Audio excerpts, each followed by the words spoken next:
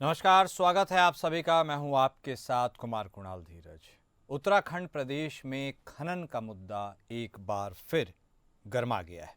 सांसद और पूर्व मुख्यमंत्री त्रिवेंद्र सिंह रावत के बाद अब बीजेपी विधायक मुन्ना सिंह चौहान ने अवैध खनन को लेकर सवाल खड़े किए हैं।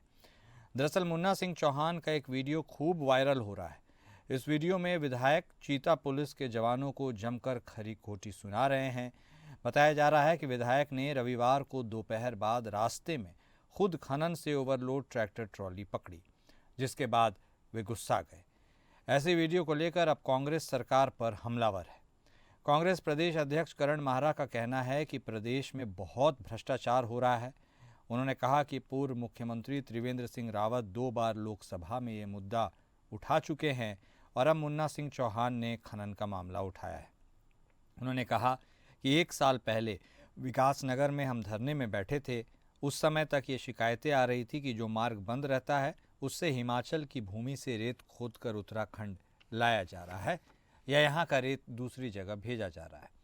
मारा ने कहा कि उससे रेवेन्यू का लॉस है, साथ ही नदियों की प्रकृति को नुकसान है और सरकार को इस पर ध्यान देने की ज़रूरत है, क्योंकि जब बीजेपी के विधायक और सांसद ये मुद्दा उठा रहे हैं तो जाहिर सी बात है कि मामला गंभीर है। तीसरी बार मुन्ना सिंह चौहान ने अवैध खनन को लेकर जो है अब सवाल उठाए। देखिए, खनन को लेकर आम आदमी में भी चर्चा है, बहुत भ्रष्टाचार हो रहा है और त्रिवेंद्र रावत जी इसको 2 बार लोकसभा में उठा चुके हैं और अब मुन्ना सिंह चौहान जी ने इस मामले को उठाया। आपको याद होगा, लगभग 1 साल पहले हम लोग भी विकासनगर में धरने में बैठे थे और तभी भी इस तरह की शिकायतें आ रही थी। ये शिकायतें तक है कि जो मार्ग बंद रहता है अमूमन, उससे हिमाचल की भूमि से भी रेता खोद के उत्तराखंड लाया जा रहा है या यहाँ का रेता दूसरी जगह भेजा जा रहा है। तो ये गंभीर विषय है। ये रेवेन्यू का लॉस भी है, हमारी नदियों का नुकसान भी है, हमारी प्रकृति का नुकसान भी है और कहीं ना कहीं सरकार को इस पर ध्यान देने की आवश्यकता है। और मुन्ना सिंह चौहान जी को अगर खुद उतरना पड़ा, बीजेपी के विधायक, बीजेपी के सांसद, पूर्व मुख्यमंत्री के इसमें उतर रहे हैं, तो मामला तो गंभीर है ही और जनता में इसकी चर्चा भी है, इसलिए भी ये गंभीर विषय है। और हमारे संवाददाता सतीश कोठारी हमारे साथ जुड़ गए हैं, उनसे बातचीत करेंगे। सतीश, अब तो यह मामला बिल्कुल गंभीर नजर आ रहा है, क्योंकि सदन में उठाए गए रावत साहब के बयान के बाद अब खुद बीजेपी के विधायक का यह वीडियो अपने आप में कई इशारे कर रहा है। इस मामले के बारे में बताइए। देखिए, मैं बात करूं खनन जो है एक राजस्व का सबसे बड़ा है। उत्तराखंड में सबसे ज्यादा राजस्व उत्तराखंड में खनन से आता है। लेकिन वहीं मैं बात करूं अवैध खनन की, अवैध खनन को लेकर बात हर बार ये मुद्दे उठते रहे, सदन में उठे, सांसद ने उठाया, विधायकों ने उठाए, खुद त्रिवेंद्र रावत ने हरिद्वार, नैनीताल और इन जगहों जहां ज्यादा खनन होता है वो मुद्दा ने दिल्ली सदन में उठाया। लेकिन उसी में वो, क्योंकि विभाग है खुद मुख्यमंत्री के पास और वही भाजपा का कोई जो है प्रवक्ता सफाई देते हैं और विधायक और सांसद जो है उंगली उठाते हैं। तो मुद्दा ये बहुत बड़ा गंभीर है। भले रेवेन्यू का मामला है, रेवेन्यू जनरेट उत्तराखंड में सबसे ज्यादा खनन से होता है, लेकिन वही अवैध खनन के लिए भी देखा होगा आपने कि अगर यहाँ जो आपदा आती है तो हर पुल बह जाता है। उसका मुख्य कारण है अवैध खनन, क्योंकि पुल के आसपास के 500 मीटर तक खनन नहीं कर सकता है, लेकिन अवैध खनन जो है ठीक पुल के नीचे खनन कर रहा है। तो अवैध खनन के कारण जो है ये भी सबसे बड़ा लॉस है कि जगह जगह पुल बह जाते हैं। तो उसको लेकर सरकार उतनी चिंतित नहीं है जितने अन्य लोग होते हैं, जो अगल बगल नदी के अगल बगल के लोग होते हैं, क्योंकि अवैध खनन से जो है नदियां कट जाती हैं और फिर बाढ़ आने की संभावना हो जाती है। जगह जगह पुल धंस जाते हैं, जगह जगह नदियां, सड़कें धंस जाती हैं। तो अवैध खनन एक सबसे बड़ा मुद्दा बना है उत्तराखंड में। और वही बात, क्योंकि जबकि मुख्यमंत्री का विभाग है, मुख्यमंत्री कहते हैं जीरो टॉलरेंस नीति है, लेकिन ये जीरो टॉलरेंस नीति दिखाई नहीं देती है खनन के मामले में, क्योंकि खनन एक बहुत बड़ा सरदर्द बन चुका है उत्तराखंड में। क्योंकि जगह जगह जब खनन होता है तो भू धसाव, पुल धसाव, ये सभी चीज होती है, लेकिन ये खनन रुक नहीं रहा है। वही तब उन दिनों फिर सचिव जिनका कोई दायित्व नहीं बनता था वो भी अपनी बात कहने के लिए आए और त्रिवेंद्र रावत पे तंज कसा। लेकिन आज मुन्ना सिंह चौहान ने भी सवाल खड़े कर दिए कि अवैध खनन बहुत ज्यादा है प्रदेश में। अब देखना ये होगा कि क्या मुख्यमंत्री संज्ञान लेते हैं या नहीं लेते हैं, या सरकार लीपापोती करती है कि या कुछ इस मामले में कुछ आगे बढ़ता है, क्यों अवैध खनन हो रहा है और कौन ये अवैध खनन करते हैं। जी ठीक है, बहुत धन्यवाद सतीश आपका हमारे साथ जुड़ने के लिए और तमाम जानकारी देने के लिए।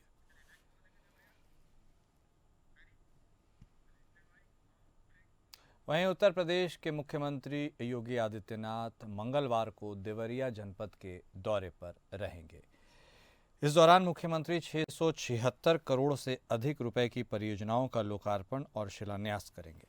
कृषि मंत्री सूर्य प्रताप शाही के विधानसभा क्षेत्र पथरदेवा के देसही देवरिया ब्लॉक अंतर्गत पड़ियापार में एक जनसभा को भी संबोधित करेंगे।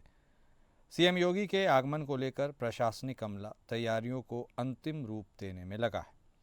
कृषि मंत्री सूर्य प्रताप शाही लगातार कार्यक्रम स्थल पर पहुंचकर तैयारियों का जायजा ले रहे हैं।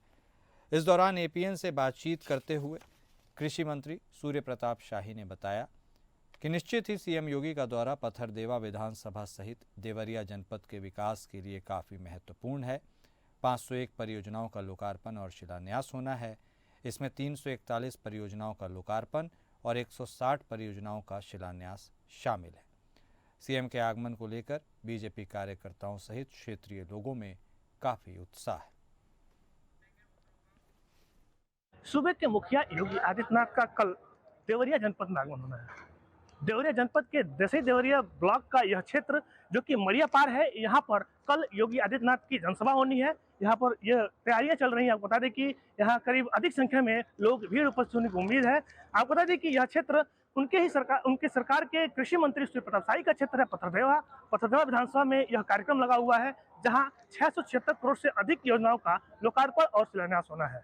इसमें करीब 501 योजनाएं हैं जिनका लोकार्पण और शिलान्यास होना है, जिसमें बताया जा रहा है कि 341 परियोजनाओं का लोकार्पण और 160 परियोजनाओं का शिलान्यास होना है।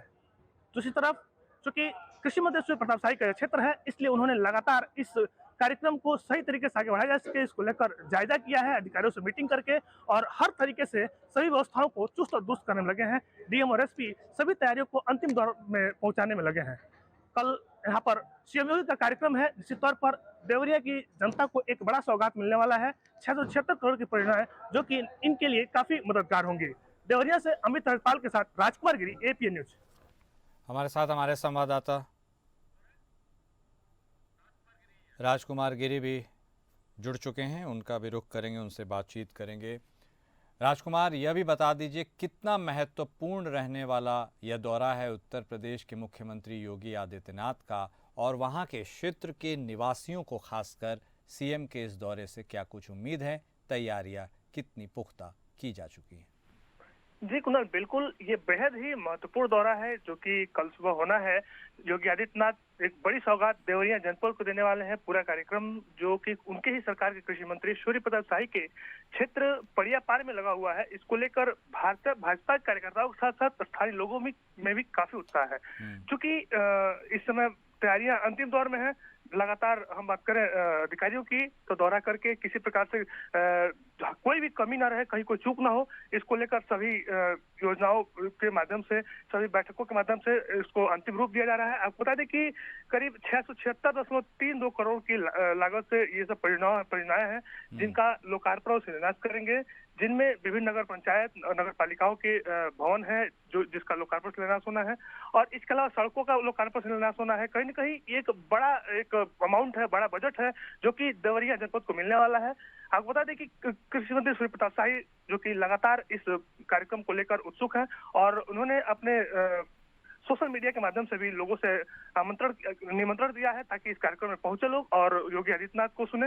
इस तौर पर इस कार्यक्रम को लेकर काफी उत्साह है। जी ठीक है, बहुत शुक्रिया राजकुमार हमारे साथ जुड़ने के लिए और बातचीत करने के लिए।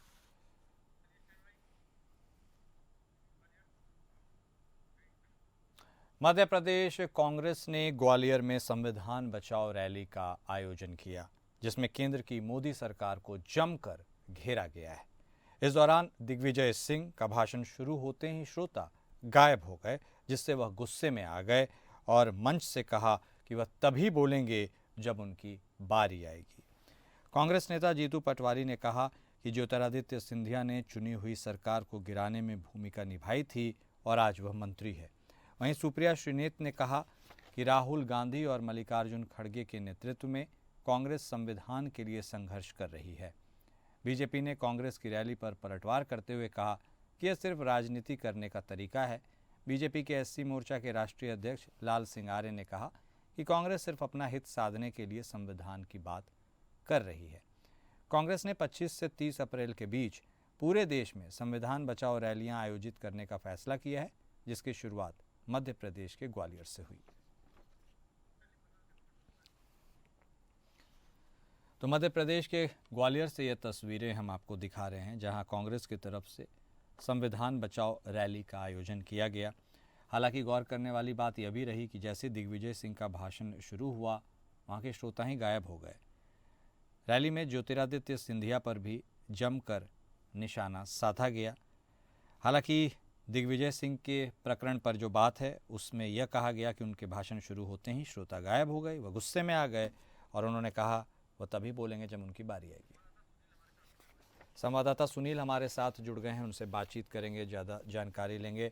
जी सुनील, एक तरफ तो कांग्रेस संविधान बचाओ रैली के माध्यम से यह बताने की कोशिश कर रही है कि संविधान कितना ज़रूरी है, और उसी में उनके नेता ही जब बोलने के लिए आगे आए तो श्रोता गायब हो गए। इस पूरे रैली और इस पूरे मामले के बारे में प्रकाश डालिए। कुणाल जी, मैं आपको बता दूं कि कांग्रेस की संविधान बचाओ रैली ग्वालियर में ही प्रारंभ हुई है। क्योंकि क्या है कि ग्वालियर से ज्योतिरादित्य सिंधिया ग्वालियर के रहने वाले हैं और वहीं से उन्होंने शुरुआत की है। शुरुआत करने का कारण ये है कि राजनीतिक जानकारी ये बताते हैं कि जैसे सिंधिया जी ने कांग्रेस की सरकार पलट करके भाजपा में शामिल हुए थे, और इसीलिए उसकी शुरुआत आज से की है। बड़ी बात यह है कि मीडिया में हलचल इस बात की है कि दिग्विजय सिंह जैसे ही माइक पकड़ते हैं और वहां पर अपना संबोधन करते हैं कार्यकर्ताओं को, तो कार्यकर्ता वहां से नाराज हो जाते हैं, वहां पर गहमा-गहमी हो जाती है और वो निकल जाते हैं। तो उनको वहां पर बोलना पड़ता है कि अब मैं माइक यहाँ मंच पर नहीं रहूंगा, क्योंकि आप मुझे सुनना नहीं चाहते हैं, तो मैं अब आज के बाद मंच पर नहीं रहूंगा, मैं कार्यकर्ताओं के नीचे ही बैठूंगा। जी कुणाल जी, बहुत शुक्रिया सुनील आपका हमारे साथ जुड़ने के लिए और बातचीत करने के लिए।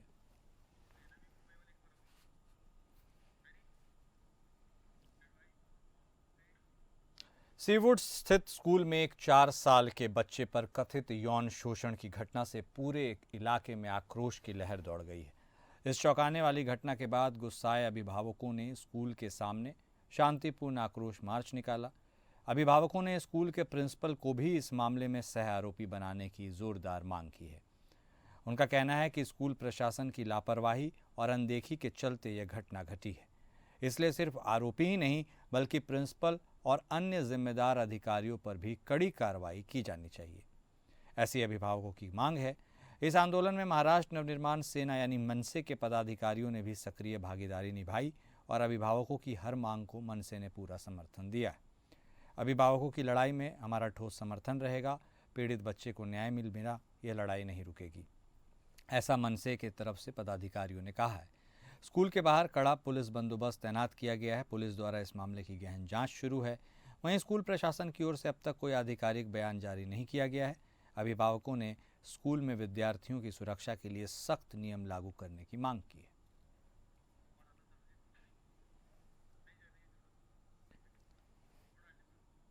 तो सीवुड स्थित स्कूल के बारे में हम आपको बता रहे हैं, जहां 4 साल के बच्चे पर कथित यौन शोषण की घटना से पूरे इलाके में खूब गुस्सा है। और इस चौंकाने वाली घटना के बाद जो अभिभावक हैं वो काफ़ी आक्रोशित नज़र आए और उन्होंने स्कूल के सामने ही शांतिपूर्ण आक्रोश मार्च निकाला। हमारे साथ हमारे संवाददाता सरबजीत सोनी भी जुड़ गए हैं।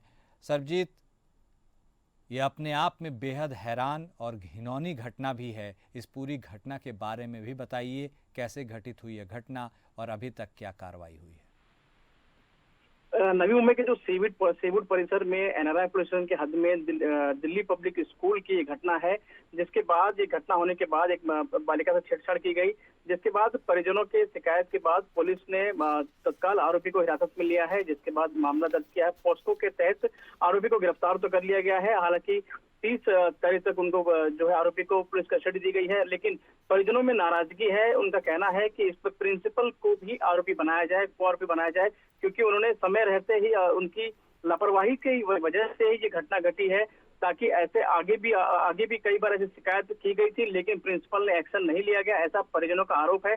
परिजनों ने स्कूल के सामने बड़े पैमाने पर धरना प्रदर्शन किया है, जिसके बाद पुलिस एक्शन में आई है। तो अब देखना है कि जांच में क्या जिस तरह से आरोप लगाए जा रहे हैं परिजनों की तरफ से, तो प्रिंसिपल पर क्या कार्रवाई पुलिस द्वारा की जाती है। ठीक है, बहुत धन्यवाद सर्वजीत हमारे साथ जुड़ने के लिए और जानकारी देने के लिए।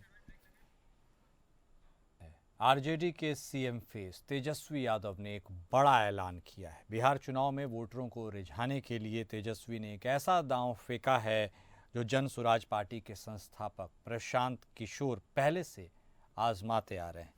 तेजस्वी यादव ने राज्य में ताड़ी व्यवसाय से जुड़े लोगों को लुभाने के लिए बड़ा ऐलान करते हुए इसे उद्योग का दर्जा देने का वादा किया है। साथ ही ताड़ी बेचने पर दर्ज मुकदमों को वापस लेने का वादा किया है। प्रशांत किशोर भी राज्य में शराब पॉलिटिक्स के जरिए इस तरह के वादे कर रहे हैं। पीके लगातार बोल रहे हैं कि अगर उनकी पार्टी की सरकार बनती है तो 1 घंटे के अंदर बिहार में शराबबंदी कानून को समाप्त कर देंगे।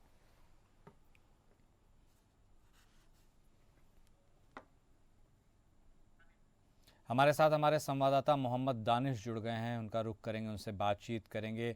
दानिश, शराब के इर्द गिर्द घूमती बिहार में विपक्षी पार्टियों की राजनीति, ऊंट किस करवट बैठेगा? और अब तेजस्वी यादव के इस ताड़ी वाले अवतार के बाद जिसमें वह सपोर्ट करते हुए नजर आ रहे हैं, क्या पीके की पार्टी को नुकसान होगा या पीके के शराब पॉलिटिक्स से तेजस्वी की पार्टी को?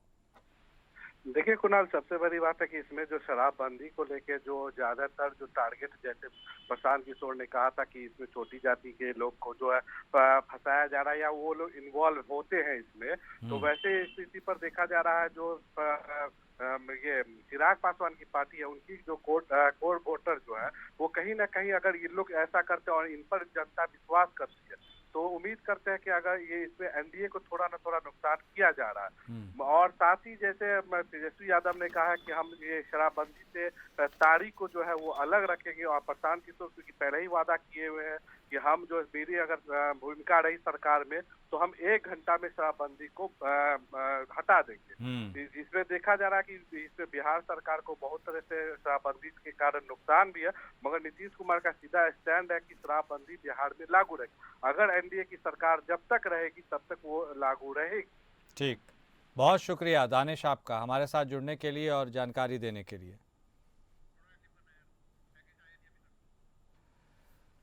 तो तेजस्वी का पीके के शराब पॉलिटिक्स के खिलाफ यह बयान क्या पीके के शराब पॉलिटिक्स के लिए महंगा साबित होगा? क्योंकि साफ तौर पर तेजस्वी यादव ने यह ऐलान कर दिया है कि यदि उनकी पार्टी की सरकार बनती है तो फिर ताड़ी को उद्योग का दर्जा मिलेगा। इसके साथ ही जितने भी ताड़ी से जुड़े केसेस हैं उन सबको भी रद्द कर दिया जाएगा। तो बड़ा सवाल यह है कि क्या ताड़ी को लेकर लालू यादव का 30 साल पुराना फॉर्मूला तेजस्वी यादव को सीएम की कुर्सी तक पहुंचा पाएगा, या पीके की शराब पॉलिटिक्स तेजस्वी की पॉलिटिक्स को नुकसान पहुंचाएगी? बिहार विधानसभा चुनाव में इस बार मुद्दों की गाड़ी में ताड़ी और शराब की सवारी सबसे ज़्यादा चर्चा में रहेगी। तेजस्वी यादव ने ताड़ी को शराबबंदी कानून से बाहर करने का ऐलान कर एनडीए के बड़े वोट बैंक में सेंध लगाने की कोशिश शुरू कर दी है।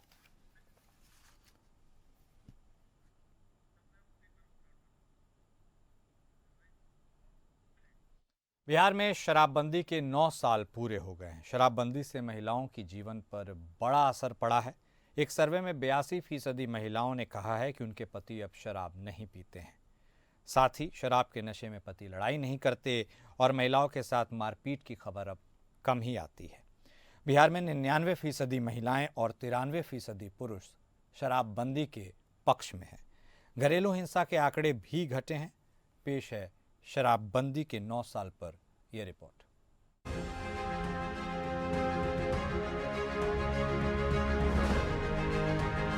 बिहार में शराबबंदी के 9 साल हो गए।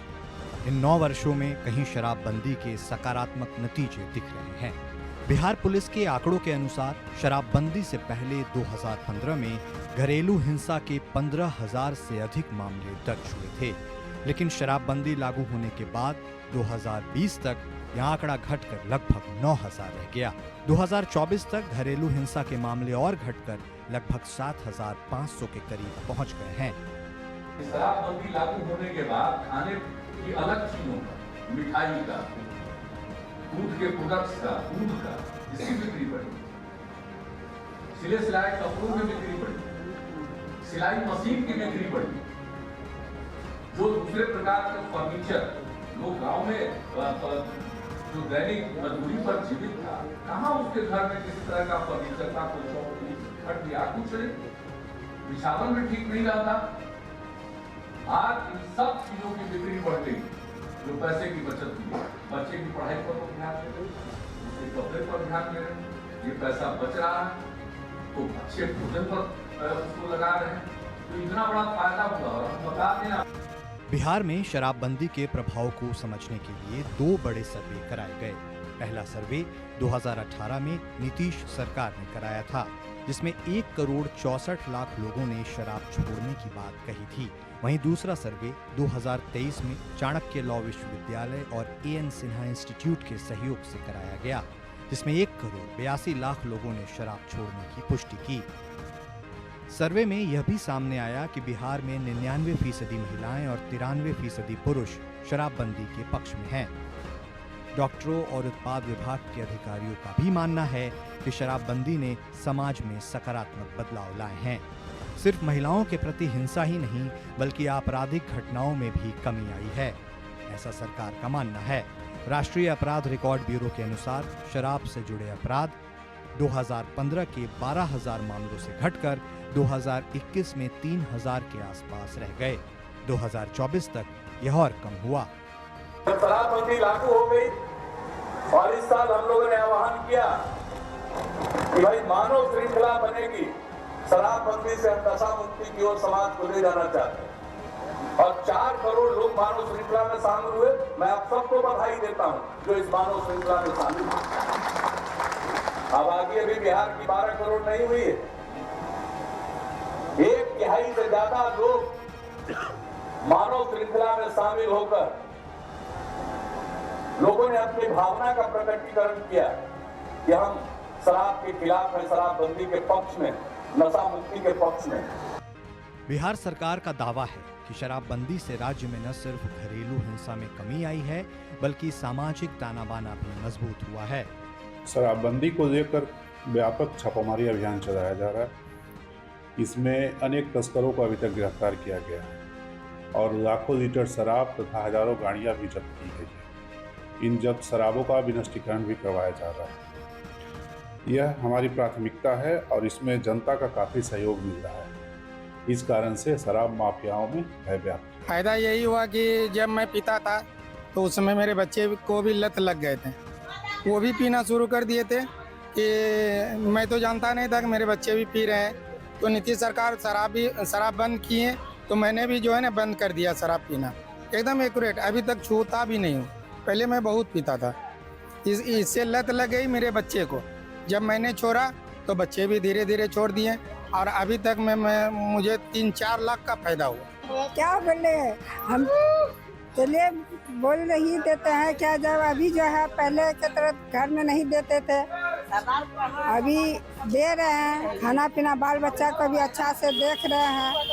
अभी गार्जियन कमाने के लिए जाते हैं। हाँ, अभी कमाने के लिए जाते हैं, घर पे ध्यान दे रहे हैं। लेकिन हम तो सरकार से हैं, आप एक शराब बंद किए हैं लेकिन अनेक तरह का नशा का चीज निकाल दिए हैं, सबको बंद कीजिए तब। रेखा देवी, बहुत अंतर है, अभी हर चीज मिलता है, खाना मिलता है, राशन मिलता है, उस समय नहीं मिलता था क्योंकि उस समय पीते थे, बचा नहीं पाते थे शराब से।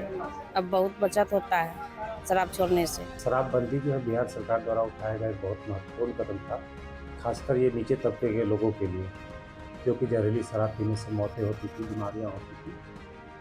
तो वो होने के बाद अभी जो है बीमारी बहुत हद तक हम जो कि अस्पताल का आंकड़ा भी देख रहे हैं, पहले जो जिस तरह की शराब पीने से बीमारियां होती थी, पेंक्रियाटाइटिस हो गई, सिरोसिस हो गया, तो वो सारे आंकड़े जो है वो बिहार में कम हुए हैं।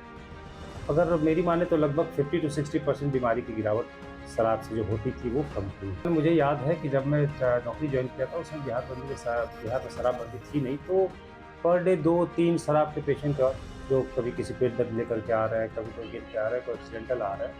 लेकिन अभी मुझे लग रहा है कि महीने में 2-3 ही ऐसे पेशेंट होते हैं जो अदर स्टेट के हो या फिर जो चोरी छिपे कर रहे हो, वही होते हैं। अदरवाइज ऐसे कोई पेशेंट नहीं आते हैं जिनको कोई गंभीर बीमारी हो शराब से। दरअसल बिहार में साल 2016 में 5 अप्रैल से शराबबंदी लागू हुआ था। 9 जुलाई 2015 को महिलाओं के कार्यक्रम में मुख्यमंत्री नीतीश कुमार ने घोषणा की थी कि चुनाव में जीत के बाद सरकार बनी तो शराबबंदी लागू करेंगे।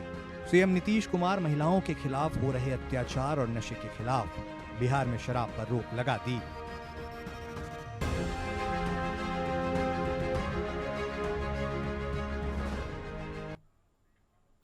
और फिलहाल इस बुलेटिन में भी बस इतना ही। नमस्कार।